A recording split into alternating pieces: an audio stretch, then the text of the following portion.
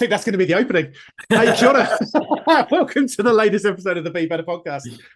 With me, Tim Jones, your host. Thank you to all our avid listeners. I've never really asked for this, but I'm going to ask for it today because I've been listening to some other podcasts. If you are a regular listener, please go and like and subscribe on whatever platform that you're listening on, because the more likes and subscribes we get, clearly the better we'll do. And maybe one day we might even get a sponsor. It's on the back of my mind. Maybe we'll get there one day. So anyway, welcome to the latest episode. And with me today, we have James Stewart from Gemelli. James, kia ora, Shemai, how's it going? Kia ora, Tim. I'm very good. Thank you for having me on. It's fantastic to be here. Excellent, man. It's good to finally get you on the show. Yours has been one. I'm like, I really want to get James on the show. I really want to get you on the show. Because, well, we won't get into the details of the B Corp yet, but when did you certify? It would have been about a year ago. Christmas. Yeah, before Christmas last year. Yeah. So you've been in the B Corp world for a while now. So yeah, I was really keen to get you on. But yeah, you've just been busy and I've been busy, and here we are. But yeah, so for people listening who don't know who you are, who are you? Cool. So I'm James Stewart, Otatahi proud, and born and bred here. Have got an amazing wife, Robin, two incredible young boys. Not young anymore; they're 13. Scary, which makes me feel old. So let's just call them young, so I don't feel old. So awesome family, I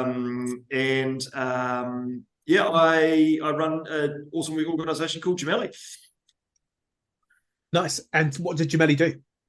So we help the purpose sector, whether it's community trusts or faith-based groups or councils doing cool, fun, innovative stuff. We help them assess the financial feasibility or the commercial strategy around social and environmental projects. So it might be a business case, it might be a feasibility study. They might have an awesome idea that's going to change the world, but they want to know, do the numbers stack up? Would a bank or an investor jump on board with this? Is this going to lose money hand over fist once it's started? So we help do the crystal ball financial modelling, but I think where our secret sauce lies is that where things don't quite stack up, we love to get creative and we love to find ways to make orange and red lights green. Like Very cool. Before we go on, I've got the name Gemelli. Where does that come from? Is it? It's Italian for twins. Like Gemini. Back in the day when I was setting up, I was literally sitting at the computer with the company's website open and needing to put a name in. I was like, well, James Stewart Consulting just sounds a bit naff. And jumped on Google Translate and we just had twins. And Gemelli, the Italian, was the coolest twin translate version out. Love it. I love a really cool origin story for a name like that. That's so much better than, well, Grow Good's pretty. I think it's got a pretty cool origin story. My wife was like, you grow companies to be better, but you also do sales training, which helps good companies do more good. So like you're kind of like growing good wherever you go. And I'm like, I quite like that. I'm going to write that down. I think I might take that one. Thank you so much. So yeah, shout out to the wife. She's the brains behind. Well, everyone knows she's the brains behind the outfit. Oh, that's super cool, Gemelli. Yeah, I like it. So let's try and get into the weeds a little bit of what you actually do. I am I think fair to say pretty numerically illiterate, and so whenever people involved in the world of finance and money and numbers, but let's see if we can unpack it, and if I can understand it, then you can clearly claim some sort of bragging rights. But yeah, so maybe is there an example? What's like maybe the biggest project that you've worked on that someone maybe particularly in New Zealand might have heard of?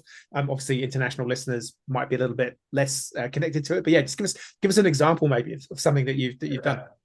I'm trying to think of well-known projects because a lot of our stuff's quite niche, but we might be working with it might be a community foundation or a charitable trust or a church who might say have 3,000 square meters of land out the back of their building, and they are amazing at doing the work that they do at the coalface in the community, but they might also have a passion for housing for solo mums or for social housing or something like that.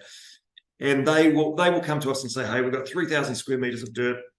We know we want to do something in there, but we just don't know where to start. And so what we can do is we work on what we call the Goldilocks approach, because a number of lovely consultants will go out there and go, great, we can do a feasibility study and needs analysis and in-depth feasibility assessment, and it'll cost you $100,000 and involve architects and QSs.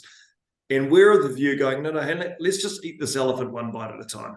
And let's say we'll just do a short, sharp piece of work. We'll look at the zoning of the site to figure out how much site coverage we could have. We could say, let's go up 2 or 3 stories or 1 story, and we'll figure out how many homes we could fit on there, figure out how much they would cost, figure out how much revenue would come in, figure out how much operating cost would be involved on an ongoing basis, and then say, with the money that they've got, it might just be the land value that they own, and having to borrow the rest, would a bank allow them to borrow the rest? Right. So we sort of act as that translator between the financial system and the community sector, because what we hate seeing is organizations that go and drop 100 grand on amazing architects and planners and QSs, and then they go, hey, here's a project, can you help us get bank finance for it? And we look at it and there's just no way it stacks up. Yeah, because it doesn't have that balance between those twin objectives of social or environmental good, but also having to be financially sustainable. So we can help shape a project early, before you've gone and spent 100 grand on architects, to help you unlock those projects there. So we get to work with amazing community housing providers, charitable trusts, faith-based groups, who are doing incredible mahi in their community. Super cool. Super cool. All right, I get it. I completely understand it. So yeah, you've nailed it. Idiot-proof description for me to be able to understand it. And so, how did you get into this? So, how did Gemelli come about? Like, you just walking down the street one day and you thought, "Hang on a minute, I think I can solve a problem here." I mean, how did you know that this problem existed? Yeah. So how did you build it? How long have you been going? I guess supplementary question. Sorry, throwing questions at you. No, good questions.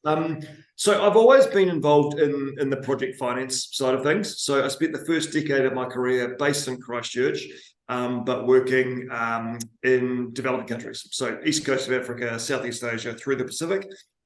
And it was all infrastructure, and it was mainly energy and water projects over there, which was awesome. And that was working for a big firm, or no, small wee boutique consultancy called Ridgeway. An amazing guy called Richard McGeorge who started that up, and I was lucky enough to be able to jump under his wing as a 20-something and learn the trade of crunching numbers and helping develop crystal balls, so you could chuck a bunch of inputs in and a bunch of outputs came out, and help people make great decisions. So did that for a decade. Then Paddy and Finn, the twin boys, came along 13 years ago, and me traveling 40% of the time to Africa and Asia didn't really work for being a good dad or a good husband. So I took a role with PwC up in Auckland doing exactly the same work, but for Kiwi electricity companies. And so that was all good and fun, and it was, big money and suits and corner offices and, corporate. And that was kind of cool. But I remember driving on a Sunday morning across the Harbour Bridge with my wife, and she said, "You've lost your spark." And I said, "What do you mean?" And she said, "Well, you're not as excited about your work as you were." And I said, "No, this is great. I'm on the partnership pathway and we're going to be earning all this money and all this sort of stuff." And she goes, "Yeah, that might be true, but you're not as excited about the actual nature of the work." And I remember sort of, you'd go and work on a project in Tanzania and you'd be getting the electricity tariffs down, or you'd be enabling a village of, 50,000 people out in remote rural areas to become electrified, so kids could have a light to do homework under and stuff like that. And that was really singing to my purpose over there. It was destroying poverty, which was awesome. But here you'd work a 60-hour week for PwC and you'd do amazing work for an amazing organization, but you might add 0.6 cents to the share price of Genesis Electricity. And it didn't really float my boat in the same way. And so, lovely wives casting spotlights on areas they do insanely well, and we're very grateful for that. So it was probably a month or so after that I got a phone call. The Christchurch earthquakes had happened around about that time, and I got a phone call back from my old boss saying, "Would you like to come back to Christchurch?" We're living in Auckland at the time. To help out with the rebuild on the infrastructure finance side of things. So did 4.5 years on that side of things, a $3.5 billion program of works that we had to provide the government and the taxpayers of New Zealand that we were getting value for money across that spend, which was a whole lot of challenging intellectual fun. And then had 18 months getting a development entity set up for the council, and then basically just needed a break and stopped at the end of 2017 and just said, actually, this has been, as we all had in Christchurch over those early 2010s, it was a really intense time. And into 2017, I was just like, I just need a few months off and quit my job and just said, actually, I'm taking 3 months off. And I flicked an email out to my network and just said, hey, finishing up, but if you came for a coffee or a glass of wine over summer, let us know. We'll explore opportunities in the new year. And these emails started coming in from people saying, hey, I know you want to take some time off, but would you be able to help us out on this project before Christmas? Or we're putting in a bid for a project next year. Do you want to be on the project team? And I remember sitting with my wife, again, wisdom, on the beach in Kaiteri that summer, and she said, it's like a little business is forming here. And it was quite neat actually seeing where I could add value in the market as opposed to just the things that I really wanted to do. And that was really the birth of Gemelli. We started this wee consultancy that was working with entities, that we'd formed a team of people that had come from a Big Four background. And there's a bunch of companies out there that can afford $600 an hour for a Big Four consultancy. But there's also a bunch of companies and organizations out there that can't afford that. And then my reckoning is by default, there's a bunch of projects that aren't going ahead because they don't have that early stage assurance. And so if we can help those companies at hourly rates a heck of a lot less than that, in our view, we're enabling projects to be assessed to see whether they are viable and should proceed, and hopefully get some amazing social and environmental stuff done along the way. So that's the 3-minute synopsis and summary of our origin story. So were you part of Skirt? Was that? So we were the government, one of the government partners in Skirt. Which what was that? What did that stand for again? The Stronger Christchurch Infrastructure Rebuild. Yeah, because I think you might be about the third guest I've had on the podcast, Christchurch based. Because at the time, because I was working for this company, Hampton Jones, which I always like to say no, and I'm not the Jones in the Jones, but I'm working on it. That was always my go-to reply. Sort of similar to yourself. We moved up to Auckland post-quake. Wanted to get back to Auckland. I wanted to get a more meaningful role, and I thought, being involved in the rebuild. And it just seemed to be that there's a lot of people that I now know who seem to have a contract at Skirt, and I felt like I was the only person who didn't get one. So I don't know. Clearly, I was just too new to the industry. What does this guy know? We'll just have to wait for the next earthquake. Don't say that. Yeah.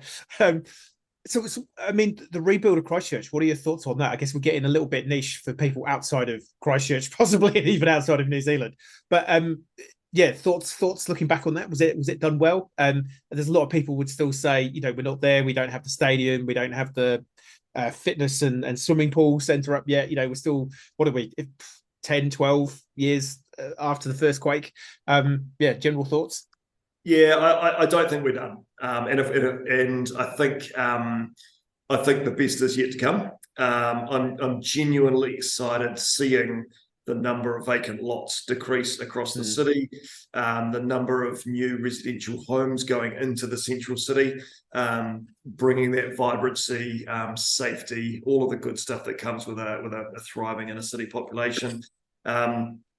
You whack in a $500 million stadium, and you whack in a $350 million swimming and sports complex. There's $1 billion of additional infrastructure that's just going to ramp up, plus all the workers and activation that goes around it once it's operational. So it is phenomenal. I think as Cantabrians, we're absolute frogs and beakers. That the city's slowly getting better and better and better. And it's hard to notice those incremental gains. But whenever we have clients or family come down from wherever out of town, it is amazing just to vibe off them and for them just to go, this place is incredible. Actually, I thought Christchurch was a backward little agricultural service town, but actually it's epic because of this, and this.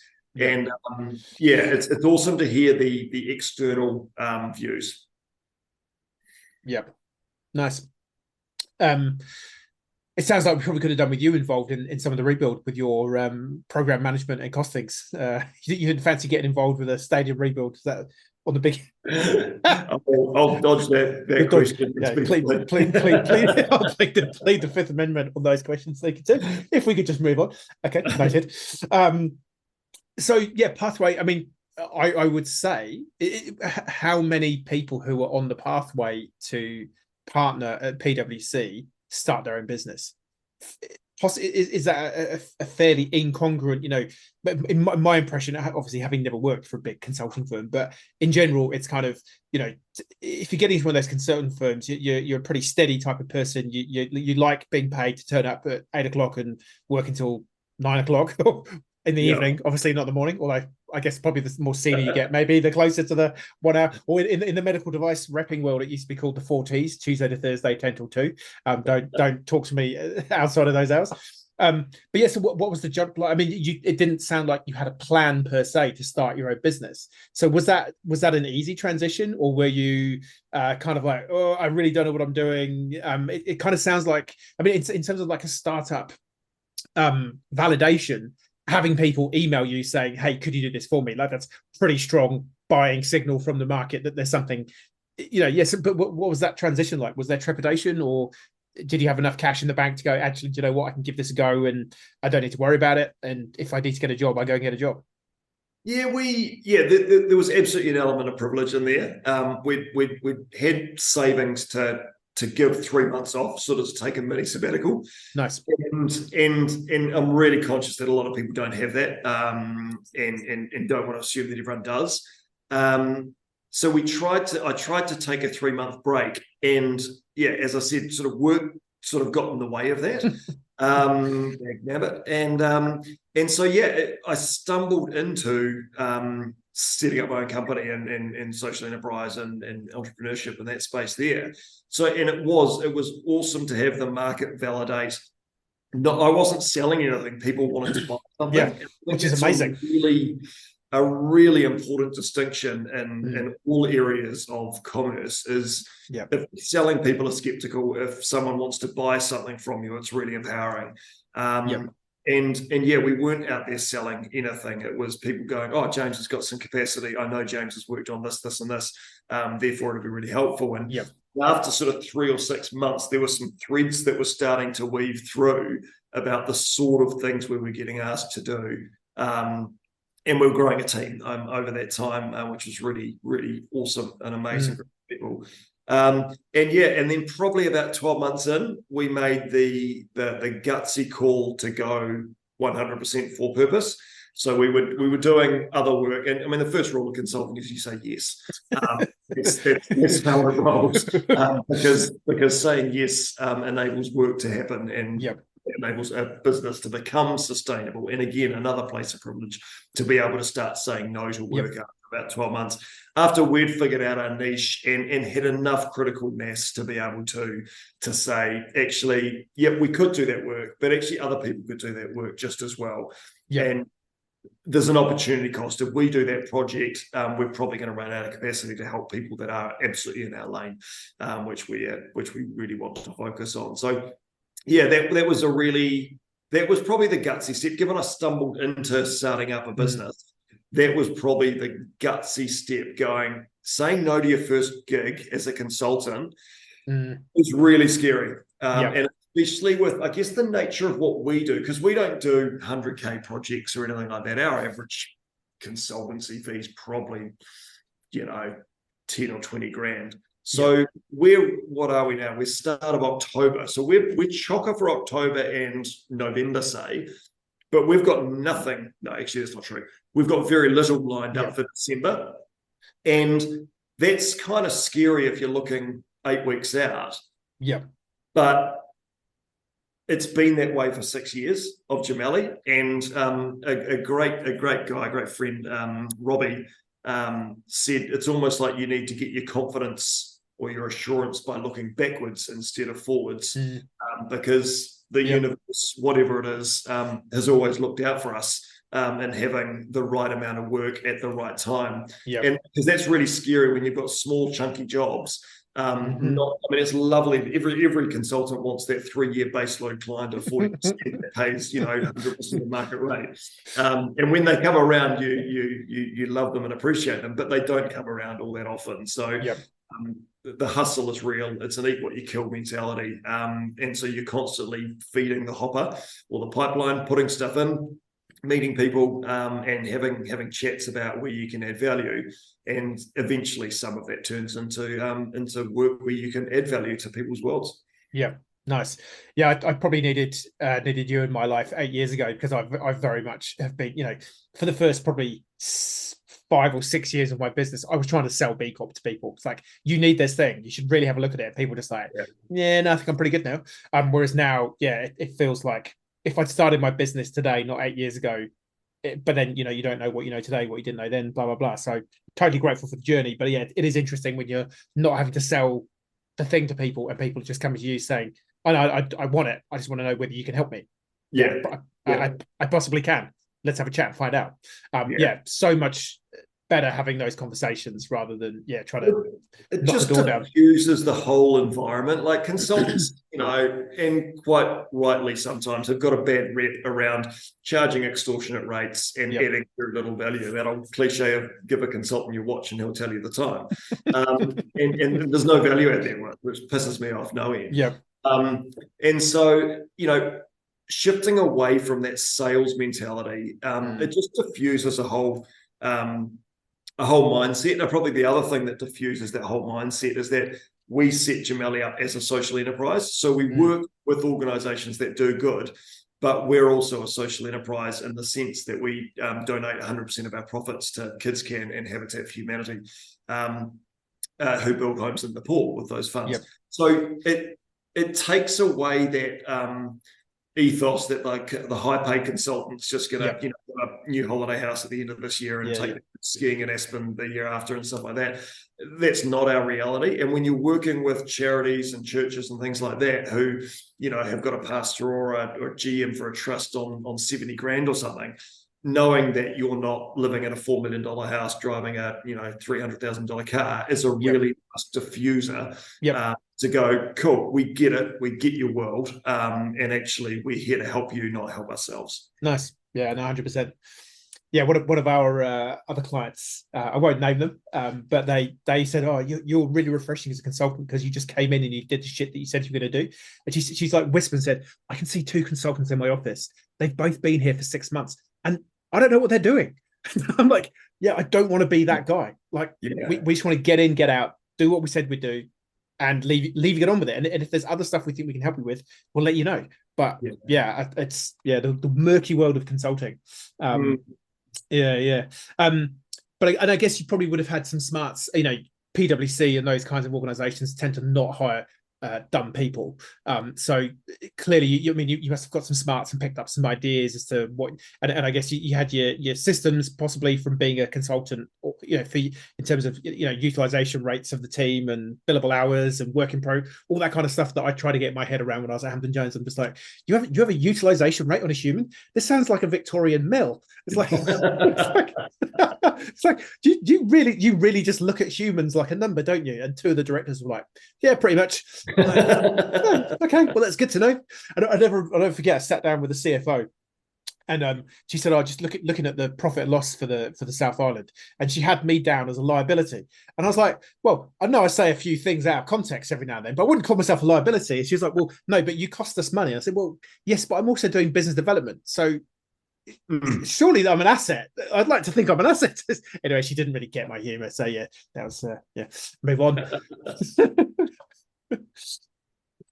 So the social enterprise piece, were you part of the Social Enterprise World Forum in 2017? No, I was lucky enough to go along and attend that and be part of that. That was phenomenal. So was that before or after you started Gemelli? Like literally on the cusp. I was in the throes of handing in my resignation, and this thing was in front of me, and it didn't. all I was really looking forward to was 3 months off to take some time out. So I wasn't going, cool, let me soak in all this goodness. But I think some seeds were planted during that time that sort of grew and were nurtured over the following 3 or 6 months for sure. Yeah. I guess for people who don't know the Social Enterprise World Forum is an annual conference event that's hosted in all sorts of random places around the world where companies, organizations that are looking to create some kind of social and environmental impact kind of get together for a conference. And it was held in Christchurch. I can't remember. I think it was it the Tyndall Foundation and Akina, I think, who got it here in 2017. It was looking back, it was really interesting timing, I feel, because we'd kind of gone through the earthquakes. We're kind of in that recovery phase.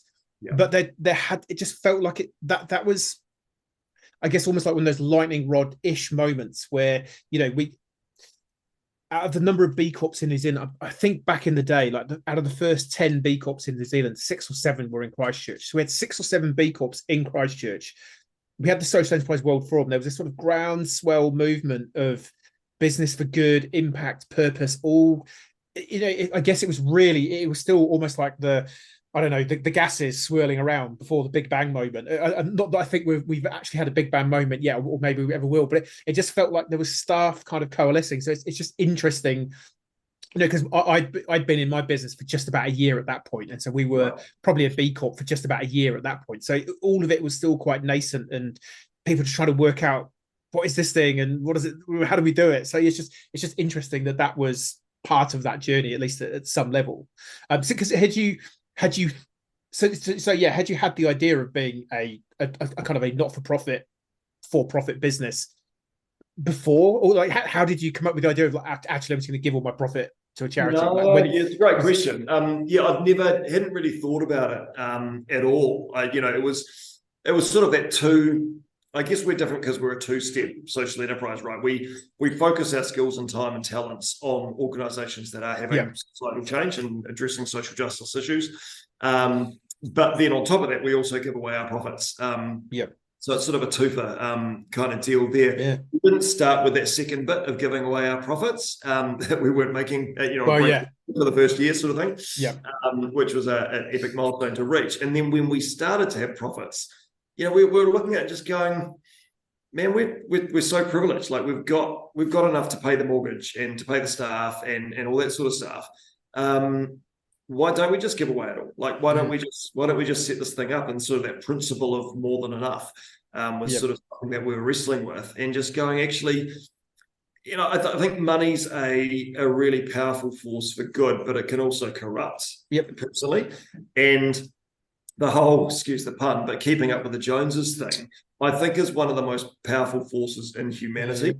And, you've probably got people in your world, and so do the people listening. They've probably got people in their world who, maybe their journey, where, they've started off on 50 grand and they've gone, oh, we don't get to 70 grand. It's just going to be amazing. And then they get to 70 grand and they don't save anymore, but they've just got this expenditure, and then 90, 100, and it just keeps going up and up and up. 100%. And I think it's really dangerous. And I think defining what's enough in our world is something that my wife and I, Robin, have taken really seriously. And so we sit at the start of each year, we sit and go, cool, what's our budget for the year? What do we need to live on? It's not a 2-minute noodle budget, but it's also not 3, trips to Europe a year type thing either. And we find what we think is a fair and sensible balance. And that sets our household budget, which informs obviously the Gemelli budget. And then any additional money that comes in, we just give it away. And because we've got enough, and there's a bunch of people out there that don't have enough. Nice. And being a numbers guy, I go, cool, if we have more than enough and some people have less than enough, let's just give away. It's not rocket science. It's literally basic maths. We can do a spreadsheet for it and charge you 20 grand. But we probably So I think it's keeping privilege in check is super important, because privilege doesn't get kept in check. It escalates and grows. 100%. Mate, you should try being a Jones, kicking up with the rest of the Joneses. Mate, it's like family reunions. You should see some of the Joneses out there, man. It's totally true. It's it's the hedonic treadmill. It's the when I get this, then I'll be that. Yeah. but you never win it. There's always someone with a better phone, better car, better holiday, better house, whatever it is. There's that one person who's probably winning it for 30 seconds before they get taken over by someone else. And there's also a bunch of research being done. I think it's there was a famous, I think he was a German industrialist who at the beginning of the GFC, he lost like billions of his net wealth overnight. But he still had billions left.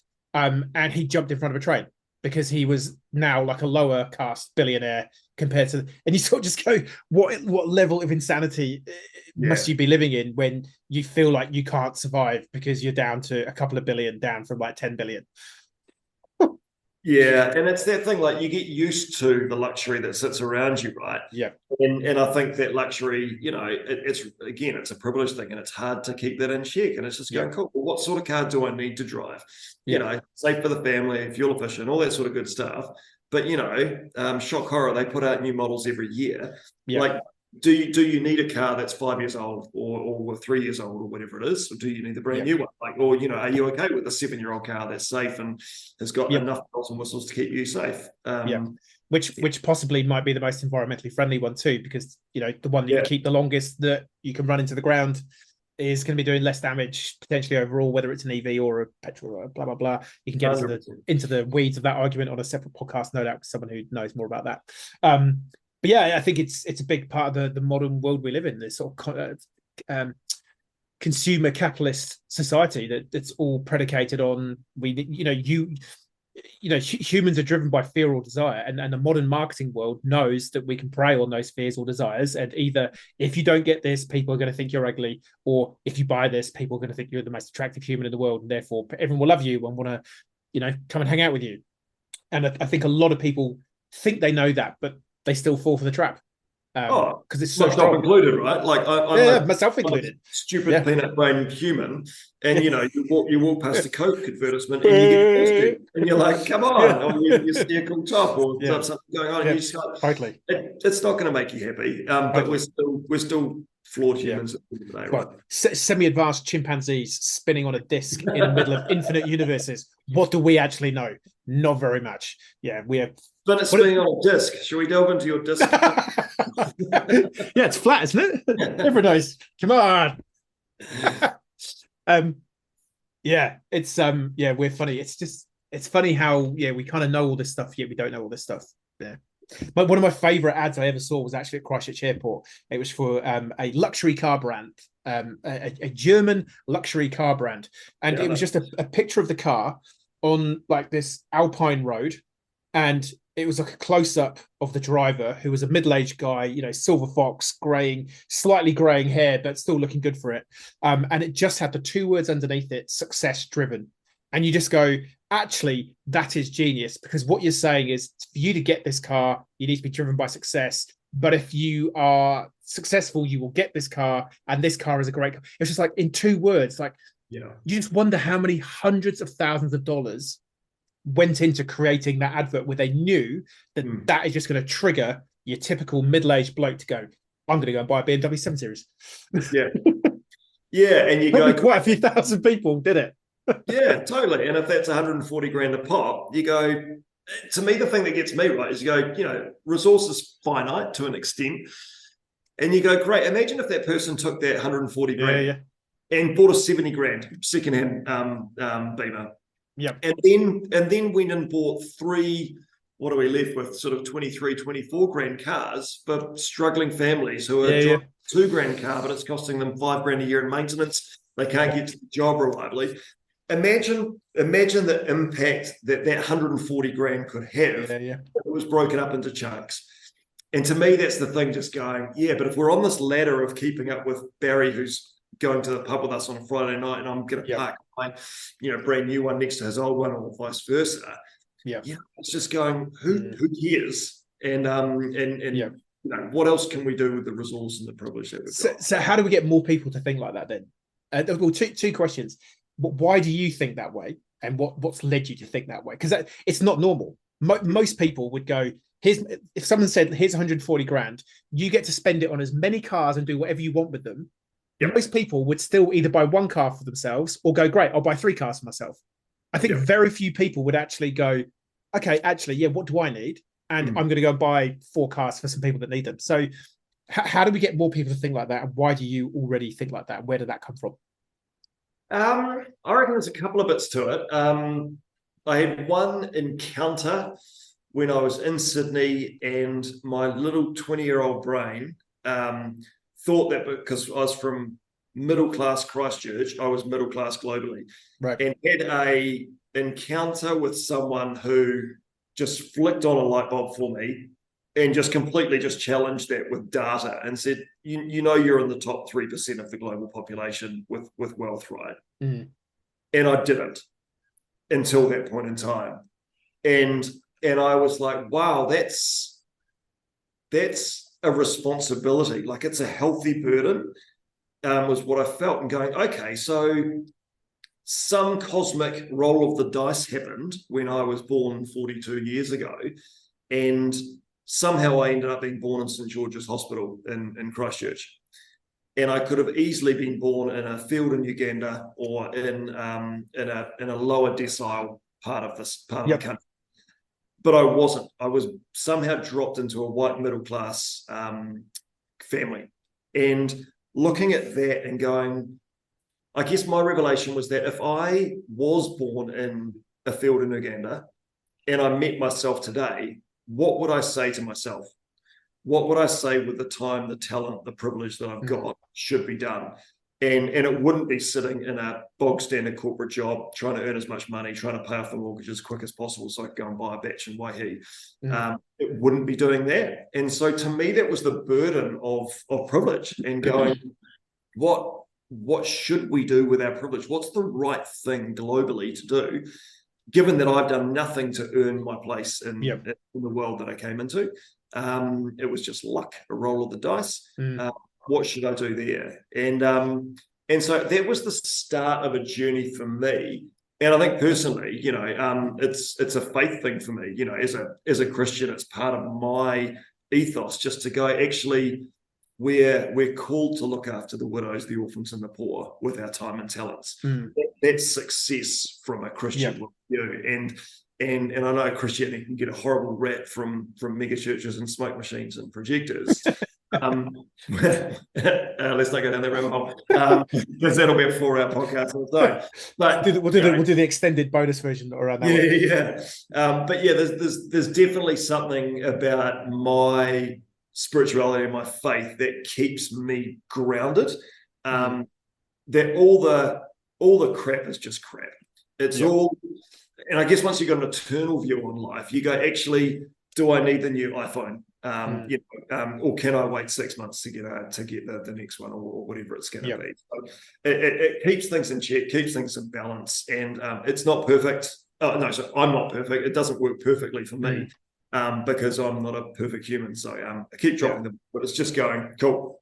How can we continually be better and keep important things important? Totally agree. I think it's interesting. I think it's typically there's a moment where you have a moment, an epiphany. It's like, I didn't know that. And I think I think for me that there's many people who are diseased. You know, they are at ease. They are sitting. One of my favorite statistics, because it's so awful, it was from a YouGov survey the British government did. I think it was about 2018. Around about 30% of the British population said that their job gave them no meaning and was more than likely contributing to destroying the planet. And then we wonder why there's a mental health crisis globally, and we wonder why people are struggling. Yet those same people are more than likely then self-medicating on the weekend, going out, getting drunk, binge buying, binge drinking, binge eating to try and satiate the desire that they have for meaning and purpose. And so I think it is really the $1 million question, is like, how do we get more people? And I wonder whether you can. I think, there's that famous quote, people only change when they're sick and tired of being sick and tired. And I think most people need to get to that moment of, this is actually really not working for me.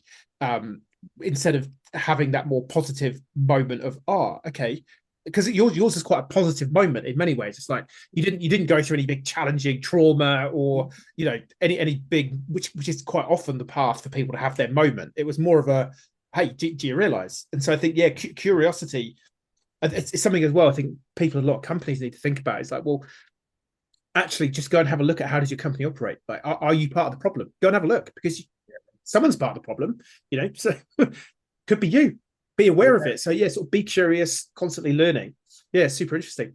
So with that, so you've always been a person of faith, like family. I was That. brought up around it. We went to Cross College and we went to chapel 3 times a week and all that sort of stuff. And all that good stuff. It wasn't packaged in a way that was relevant to me at all. And I just thought it was stuff that could be explained by science before science existed, right? Right. And so I'd sort of just written it off as a lovely series of traditions and stuff like that. But yeah, in my early 20s, it became a lot more real, and figured out that, in my view, there was something there to explore. And that was just the start of that sort of journey in the second half of my time on the planet. Nice. And so that sense of purpose and contribution, has that always been there? Or do you, I mean, it certainly seems like you've gone from, a corporate route, obviously, but again, with that lens of doing good. And I think we need to unpack, there's got to be some cool stories from East Africa or some crazy places doing some insane projects. But yeah, like there does seem to be an undercurrent of that desire to do good. So like, has that always been part of James Stewart, or was that kind of instilled by parents, or do you think that's just naturally who you are, and you've been, because I think it's going back to your whole, people want here's some money, go and buy a car. Instinctively, deep down, people are designed to give and contribute, and that is, for me, the ultimate meaning of life. It's to know that you have been the most authentic version of you, contributing to the highest level that you can, and that for me is the essence of true meaning and purpose on a, not without maybe the spiritual layer on top of that. I think that's possibly connected, but separate. I think the idea of transcendence and this is bigger than me, that links into it. But yeah, you seem to have had that path all the way through. Yeah, so just sort of trying to unpack that a little bit. So where does that come from?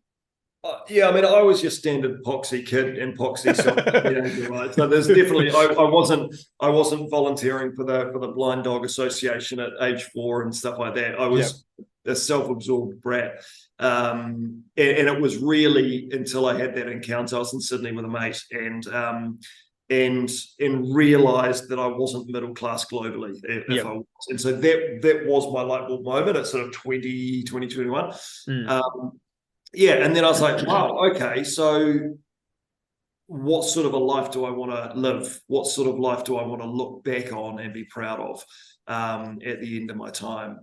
What sort of life would a Ugandan-born James Stewart want a Christchurch-born James Stewart to live with the opportunities that he has? So it was definitely not something from the outset, in a really overt way, but it's something that's definitely been fostered through the international development work and being around people doing that, earthquake recovery work. Sarah definitely wasn't perfect. CEREA wasn't perfect, but everyone there was there for the right reasons and wanted to make a difference. So being around people, and that's what I love about the social enterprise space with Gemelli, is that, we just don't get to work with dickheads. Like you just don't get too many dickheads that want to do community development work and see, community facilities and stuff like that bubble up around them. So it's a lovely filter. Yeah, it's kind of the same with in general with the B Corp world. It's like you've passed the dickhead test. It's like you're clearly thinking outside yourself. So I guess that's just super cool that you kind of, I guess you realized that you had this muscle that you could flex that you didn't know, and it's sort of increasingly over time you've kind of gone, oh, hang on a minute, I can do a few more curls with this one. Oh, hang on a minute, I can now do both arms. I can do good with the workout, and I can do good. So it's kind of cool. It'd always be interesting for you to sort of just map out that journey of doing good that you've done. Super cool. I think you made a really good point though there, Tim, and just to unpack that though, around because you talked about how X% of people are working in jobs that they don't love and aren't doing good and stuff like that. And I think there is. We're on an amazing panel with a few legends yesterday. One of them was Bridget Williams. And she talked about how she had gone down a corporate path that had made her, in her words, miserable. And it wasn't until she jumped back on a path that was creative, which was her DNA and her kaupapa, that she came alive and started loving that sort of stuff. So I think the point you made is 100% right. And again, it takes a certain level of privilege to be able to take that leap of faith and just quit your job and go and do this startup hustle. And I think that's an epic argument for universal basic income. Without getting into politics and promoting vote top. I wouldn't want to go down the angle because it's just not. Can a political party sponsor a podcast? I'm open to offers. This broadcast is brought to you by. But yeah, I think the underlying thing is that I think we've all been wired up differently. We've all got skills and passions that we are, able and designed to use. And I think part of life is figuring out what that is and figuring out if you get stuck in a rut, how to get yourself out of that. Yeah. Well, that's why I have the model of the rebus behind me, which is the symbol of Mercury, which is the golden, fleeting ideal of who you could be, that's guarded by the dragon of chaos. And to defeat the dragon of chaos, you must combine the masculine, the feminine, the dark, and the light to become the best version of you, to then give what you can give to the world. That is why Harry Potter sold 1 billion copies of books. That's why Star Wars, Star Trek, like all of it is based on that Joseph Campbell hero myth. But the journey to go on is the journey of self-discovery. Who could you be, which is what it says. Basically imagine who you could be and become the best possible version of that. That is the journey of life, as far as I can understand it. But I think it's interesting because there's privilege, but also I see the other side. I've said this story a few times. There's a guy I know in town in Christchurch, and on his 16th birthday, the dad was like, "Great, get your gumboots on because you're working on the farm from now. You don't need to go to school anymore." And he's like, "Well, no, I want to stay at school because I want to go to university and do design and media." And the dad's like, "Well, not in this family, you're not. I need you on the farm." And so, but equally, there's I guess Bridget is a great example. Well, I don't know whether she was, because I don't think either of her parents were lawyers, but it's quite often, there's a family tradition of lawyers, accountants, doctors. Okay, you are the 10th generation of Stewarts to be a doctor, therefore you shall go to medical school. And so I think it can happen at either end of the spectrum, where it's what I call the tribalization process. Like whatever your tribe tells you about who you should be. Like, people from this family don't do that, or people from this family have to go and do that. And all of a sudden you're down the rabbit hole of that journey. And then that was my journey. It's like, why am I here? Like, this is not my rabbit hole. I should have been in a different one. Like, realistically, I probably should have started my first business when I was 16 because I'm fundamentally unemployable in a large company, but I was sent down this path of, get a good job and do this and do that. And so, I kind of, and the universal basic income is a really interesting idea. I kind of, one theory I've had is like a group of smart people should go, right, let's just take a week, pause the world for a week, everyone take a holiday for a week. And at the end of the week, there'll be a little note that gets pushed under everyone's letterbox that says, this is now your new job. Because this is the job that we know from having you undertaken, like maybe a quick psychometric test and personality test and looked at, who you should be. This is your new role. This is how much you get paid. Everything's just kind of been reordered and redone, so that everyone gets what they should be doing. But then is part of the excitement and journey of life actually the fact that you need to go on that journey of discovery, which you don't get. That's where the growth is. By fighting the dragon and becoming a better person and knowing, okay, send the next dragon. Like, I'm ready.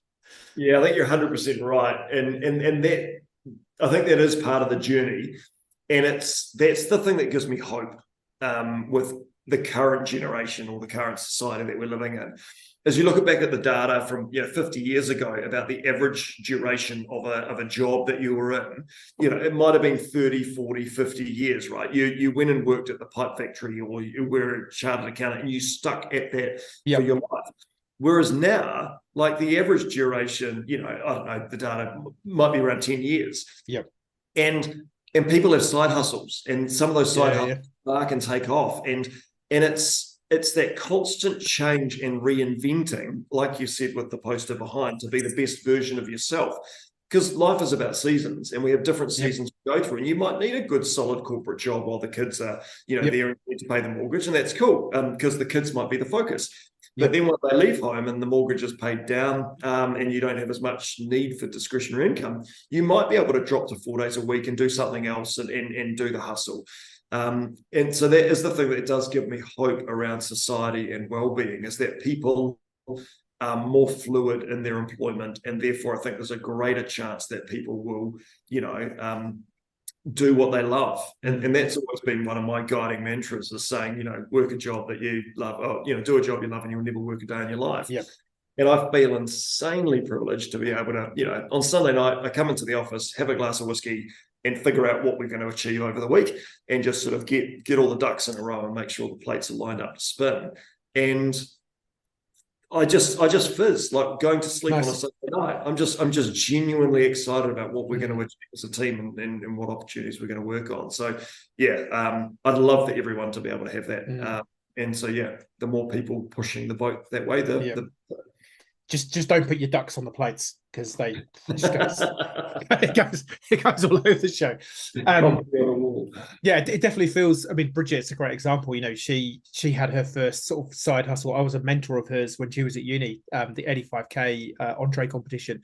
The number of younger people, as we say, us middle-aged blokes, the number of younger people that, like you say, either have a side hustle or at university or at school. I mean, I'll give a shout out to Ewen. She's the founder of a charity. She started off by running a conference for youth, by youth. She hired out the Arts Centre in Christchurch, booked a bunch of speakers. One of the best run conferences I've ever I emceed it. It was like absolutely faultless. And I was like, who's run this? Like, you're just a bunch of school kids. And they were like, yeah, we've just done it all ourselves. Right. I could barely tie my shoelaces when I was at school as a 16-year-old. This group of 16-year-olds had created a 2-day conference, which is now I think it's maybe its 5th year. That just was not a thing. It was like, do you think we can go and get some cigarettes from a shop? And do you think they'll ask us for ID? It's like the height of entrepreneurial spirits for a teenage boy at a similar all-boys school in the UK. I think my school was it's like a brother school of Christ College. They have an exchange program between the two for teachers and stuff. So the future's bright, hopefully. I think the next generation they clearly get it, and they seem to be an all-round more purpose-driven bunch than us. So interesting to see. I mean, we're not short on challenges, are we, as society, environmentally and social challenges? So we need to be equipping the generation of leaders and the generation of followers, because we need both, to understand their passions and their talents, and to have those great mentors around them, and to be equipped that they can follow the path of what they're stoked about. Because imagine if we had 5 million people across the country waking up each Monday absolutely stoked about what was going to be on their plate. In general terms, there's always tough times. Totally. Box of fluffies, but what that would do if everyone had harnessed what they're called to do, what their passion is just insanely exciting. Yeah, what a crazy idea! It might catch on. We're trying our best. We're trying our best, people. So I guess that kind of leads a little bit into the B Corp conversation. So obviously very purpose driven from the get go. 2017.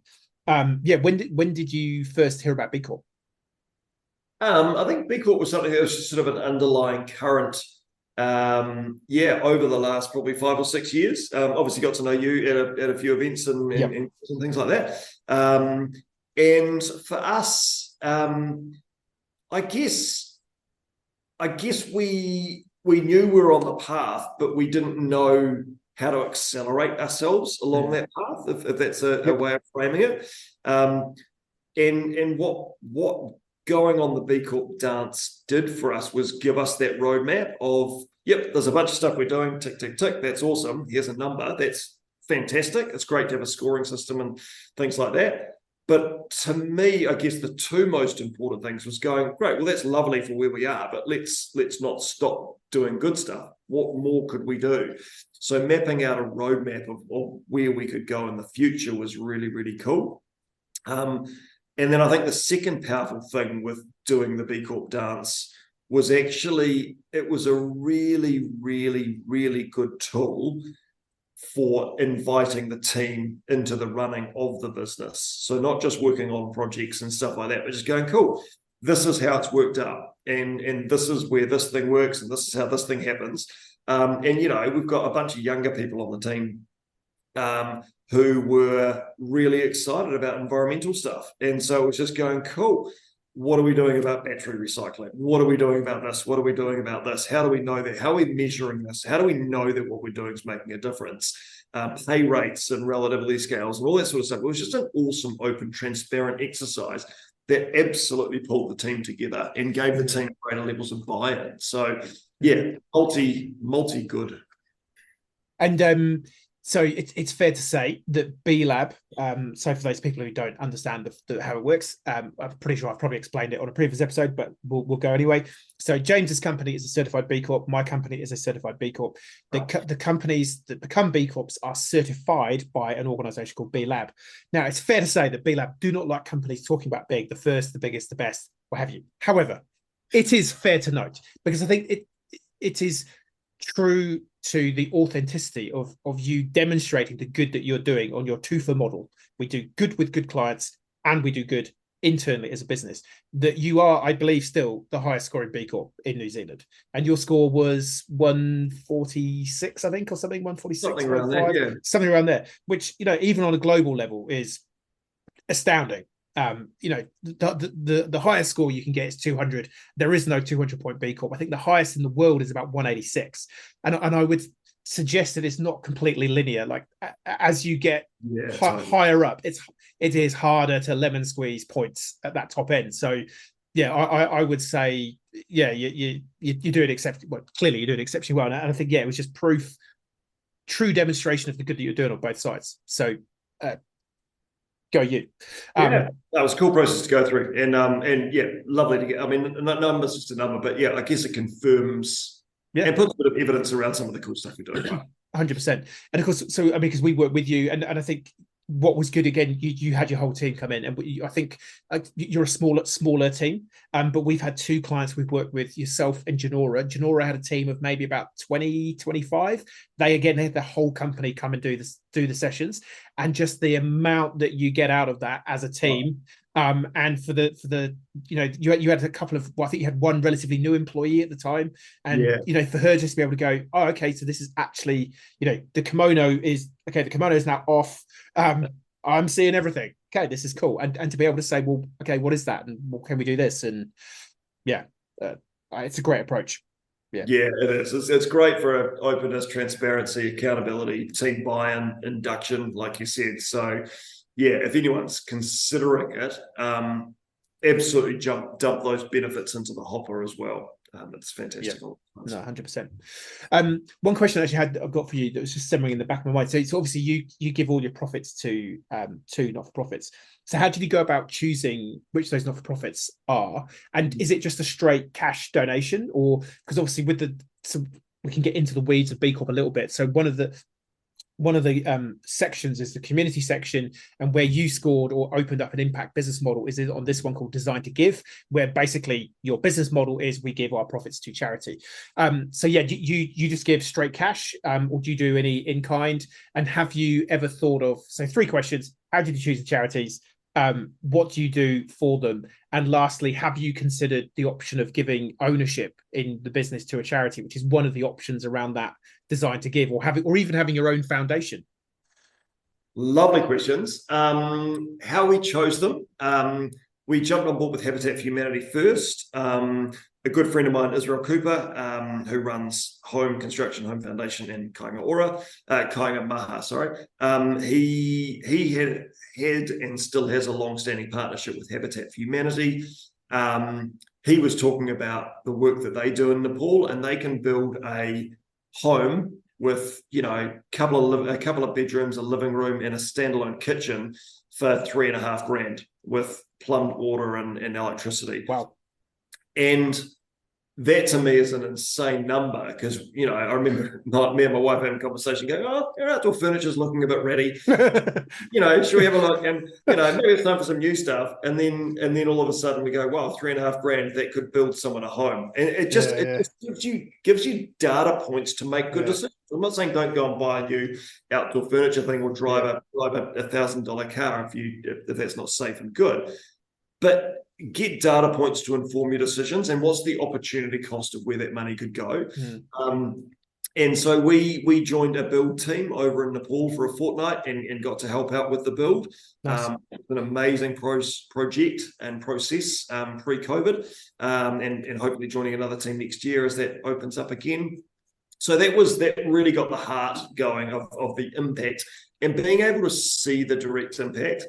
And I think it's sort of building on one of those points before around what can we do to be less materialistic and stuff like that, and less keeping up with the Joneses. One of the easiest ways is to get out of town, literally get out of your suburb, right? Drive through a lower decile suburb and see how other people live and see what the stuff that you take for granted actually is. That's amazing. Or, when you go to Fiji for your resort holiday, hire a car for a day and cruise around the real Fiji and see what village life's like, and see what a difference some generosity into that world could look like, and sharing some wealth. So that was how we jumped on board with Habitat. And then Kids Can was a family connection. My sister is a media person and works with Kids Can, and through conversations with her, got exposed to the amazing work. And, hearing stories about in winter, a family sends one of their kids to school every alternate day because they've got one pair of shoes. Wow.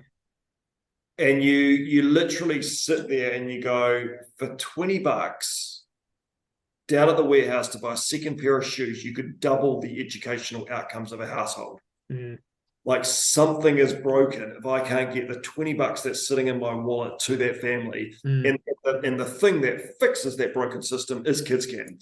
They are the ones that provide shoes, jackets, bags, and a meal each day to kids who would often either not be at school because they don't have the kit, or sitting at school with a hungry belly. And my wife will tell you, when I'm hungry, I'm a prick, and not a nice. Just when you're hungry. yeah, great time.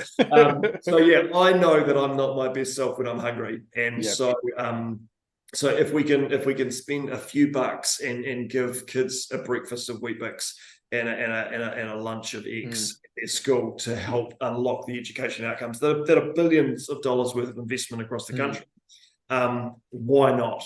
It was a real no-brainer on that one there. So that was how we picked them. What was number 2 and 3?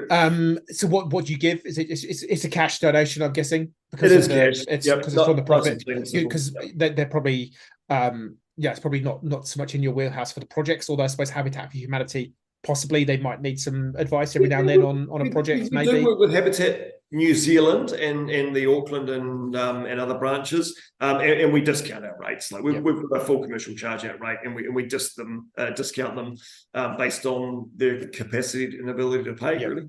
Nice. And the last question was, have you ever thought about setting up your own foundation to do your own stuff, or you're pretty? I mean, that's I look at like Brianne from Atique. Before she stepped down as CEO, they created the Atique Foundation. So they're just, instead of them giving their money to a charity, they've got their own foundation now. So I guess they're a bit more in control as to. But I mean, they're a bigger beast, I guess. So that might be.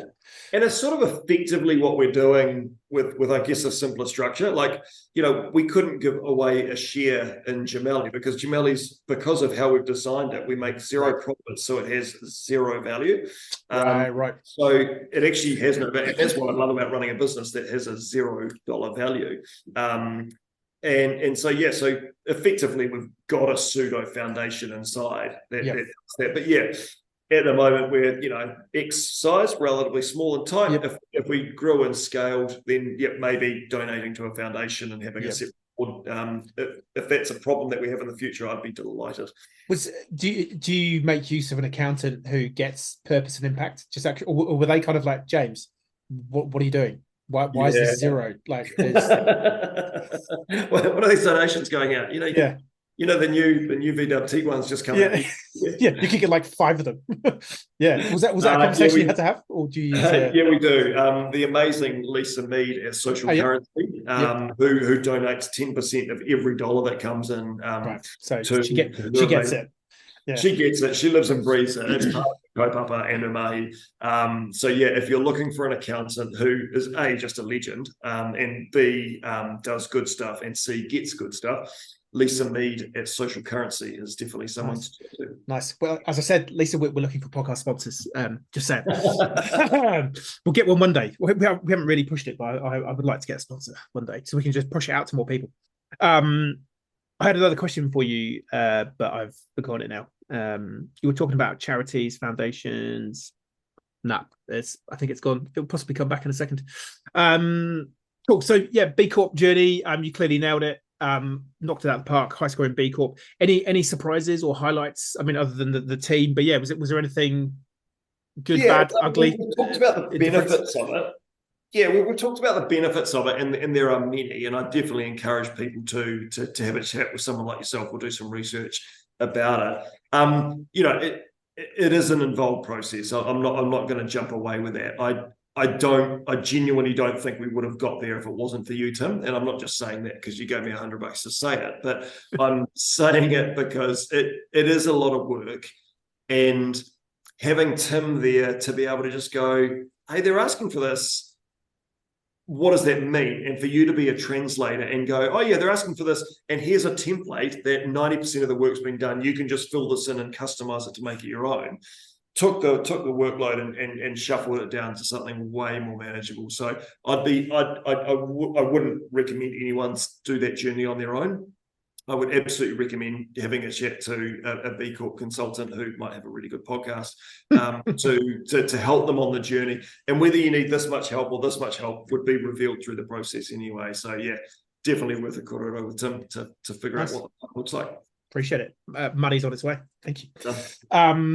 So yeah, so what does being a B Corp mean to you now? Do you still feel part of the community? Was it a bit of a cherry on top? I feel like it's kind of like you said, it's a bit of a validation. It's like we've been talking about all this good stuff that we do, but actually, yeah, I think that's a fair comment. Like it was more of a validation of what we're doing and then a roadmap for what we could do more, as opposed to a great big eureka moment for us. Because I think we were, without saying like a dick, we were living out quite a bit of that stuff anyway. And so it's just capturing it and chucking it into a form that could be assessed.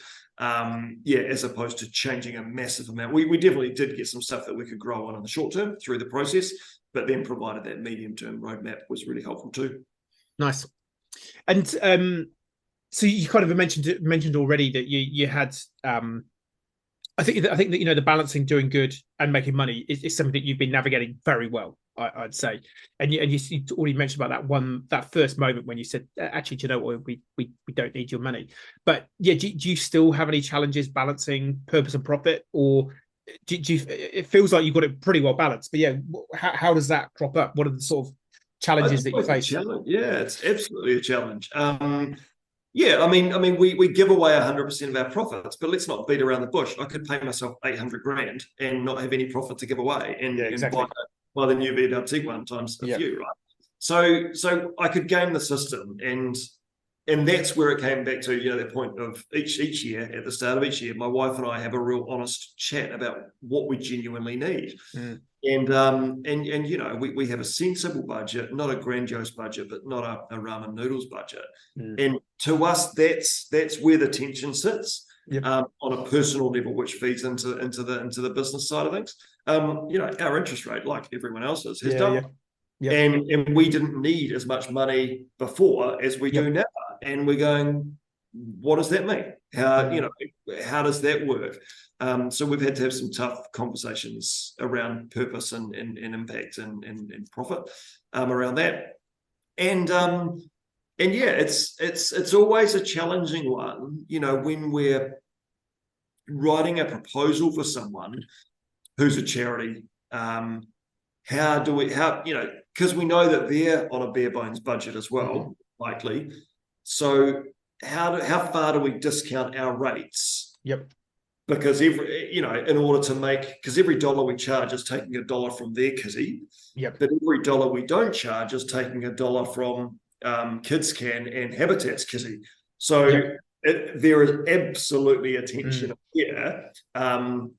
And so it's a really interesting one. I haven't got an eloquent answer. I think it comes down to a feel. Yep. For what's right, what is fair. We've still got to run a business at the end of the day. It's still got to be financially sustainable. We've still got to pay our staff well, and recognise that they aren't charities, that they want to do good work. But we also Yep. we don't want to destroy poverty with our clients and also have our staff working for minimum wage when they are worth a lot more than that and are adding a lot more value than that. So there are, it's a constant assessment of trade-offs that we just keep wading our way through, having wise counsel around us to bounce these things off. That's where the B Corp community is cool, because you've got a bunch of people facing the same issues, and you're going, how do you done this? Yeah. It sounds like you've got a good balance though between, because you're obviously clearly a very data, numbers driven human, but you've got that counterbalance of the literal, the spiritual, metaphysical purpose, which I think is a very rare combination, because I think people typically are either very data driven, which I would say more so, which is where the modern world sits. It's about data, science, rational, just do the thing that looks like it makes the most sense.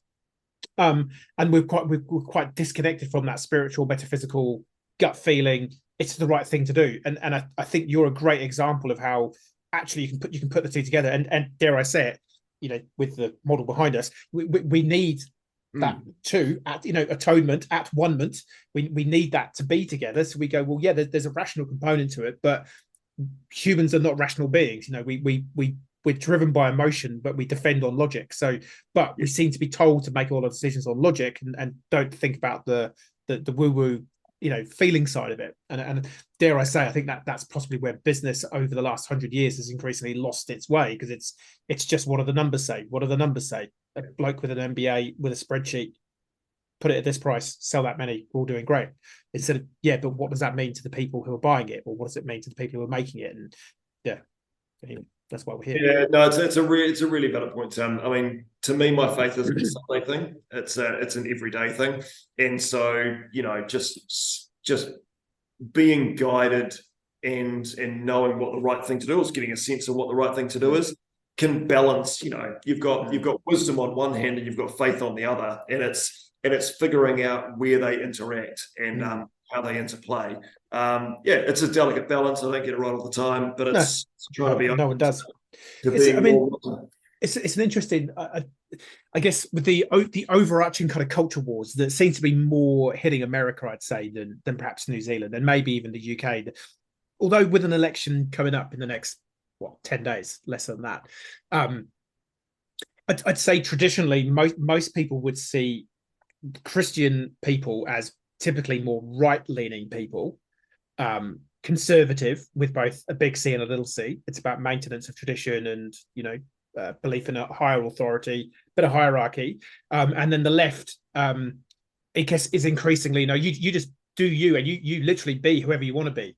But I do wonder whether there is a middle ground of this spiritual, almost like spiritual based capitalism, because sometimes it feels with the and I would say I've generally been a more left leaning person more recently, but it does feel that there's some instances where we are maybe getting too captured with ideology that is unfounded in really anything. And I do wonder, it's an interesting journey that I'm kind of going on, just to sort of work out. I think the more you go on the purpose journey, the more you come to the realization that there possibly has to be a bigger force that you don't understand, as you just connect to more of this crazy stuff. And I think it's interesting, because I think it would be interesting to poll the global B Corp community and see how many identify as being religious, spiritual, or faith based. Because I know that I've spoken to you. I know Daniel from Gravity Labs is a very faith-based guy. That's how he kind of, very similar journey to you, like worked in East Africa. You guys I should connect you two guys if you're not already connected. Cool. Very, very similar backgrounds. Like the idea of doing good is a core part of who you kind of now are. It would be interesting to sort of poll the global B Corp community and see what their beliefs are around religion, because I would suggest it's minority, but it's interesting that two very high scoring B Corps are run by faith-based guys. I don't know. It's just like interesting to sort of work out just how does this all come together? Like what does almost like, I guess in my mind, it's like, what does the perfect business CEO, what do they need to look like for them to maximize the good that they can do? And it's like, well, it's interesting. Two very high scoring B Corps, both faith-based white guys. Yeah. Well, And is that a thing? Or, I don't know. It's just curious. yeah, and it would be a really interesting overlay to chuck political leaning over that as well. Again, other guy just to go, cool, where do we sit? Because the noisy Christians politically are absolutely right leaning, right? They're very conservative and they make a lot of noise, but increasingly, well, not even increasingly, but definitely the people of faith that are surrounding me are absolutely far more concerned about the poor and the environment and social justice. And they're not the ones that are jumping up and down the table about our freedoms being taken away. They're going, well, there's a bunch of people that have had their freedoms being taken away. Let's go and make sure the needs of the widows, the orphans, and the poor, and the environment that we're meant to be stewarding, that's all looked after. But I think that's it's almost like an underground movement in the sense there's people just doing their thing, cracking away. They're not proselytizing all the time and trying to ram religion down your throat. They're just doing the thing that they're called to do, that they love to do. And to me, that is super exciting and super dangerous, knowing that these little weapons, doing epic stuff in their community, and just doing things for the right reasons. It's super cool. What is it? I think Naomi Klein described it's a word or phrase she used, the non-mainstream masses. It's just such a cool descriptor. It's like there is this mass of people that are not mainstream, that aren't on the news, that aren't in your Twitter feed or Facebook feed or Twitter book, whatever it is that you're on, who are just getting on and changing the world. Yeah, it's it is. I think that is the thing that'll, I mean, a lot of people are going, cool, because I'd love to be able to have a right-wing view, right? I'd love to be able to believe that neoliberalism actually works when there's no data that says it does, right? And please send me data if you can show that it works, if things actually trickle down, because there isn't any that I've seen. I'd love to view that, but I think it's one of those things where it's people are saying, well, what's going to replace capitalism? Well, what's coming after that? And I genuinely don't think that there is something that's going to replace capitalism. I think capitalism is the most efficient mechanism to allocate goods and services for a profit. I think what we need to do is refine and redefine what profit is. It's not just a financial return. It's also a social and an environmental and a cultural return.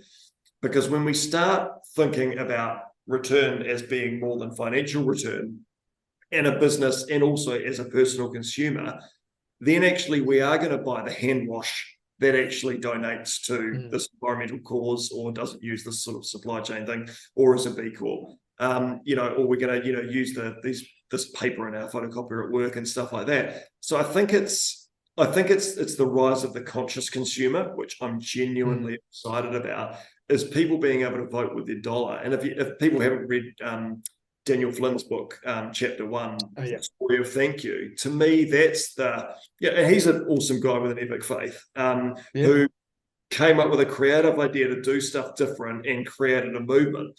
To me, that's how we're going to transform society, is voting with our wallets and letting the free market dictate whether they want to just be a profit-driven entity or they actually want to create good in their worlds. Yeah, I think the profit versus profiteering, I kind of feel that's sort of like differentiation. It's like, well, yes, you need to make a profit to pay everyone, but I think that this is where you get down the rabbit hole of the stock market and shares. And then I've just started watching the documentary about Bernie Madoff and how the literal Ponzi schemes. You can see how I've got the intention of writing a book around purpose in business, and having got a degree in history, wouldn't call myself an historian, although technically I could. I've got a degree in it. I always like to go, well, where's this thing come from? And it's interesting because when you read Adam Smith's original texts, and he talks about the baker, the candlestick maker, yes, they're providing a service, but the service was actually very purposeful. It's like, if the candlestick maker doesn't make the candles, then people don't have light at nighttime to be able to eat and communicate and sit around and do stuff, or walk out to the toilet, which undoubtedly would have been in the back garden. Whereas now we have things like the pooch selfie and various other bullshit products that they're just trying to make you buy the thing, and there is no innate purpose. So yeah, I think the origins of capitalism and mercantilism and trading what was way more noble, I think, than what we've ended up with. And I think it's and I think we're all part of this movement of trying to make that go, well, hang on a minute, actually, you can do good and do well, you can do well and do good, at the same time. And you don't actually need to have 10 VW Tiguan's or whatever it is we're buying when we go shopping later on. It's all a lie. James and I are actually going to go blow the rest of his profit this year on a couple of really flash Beamers. But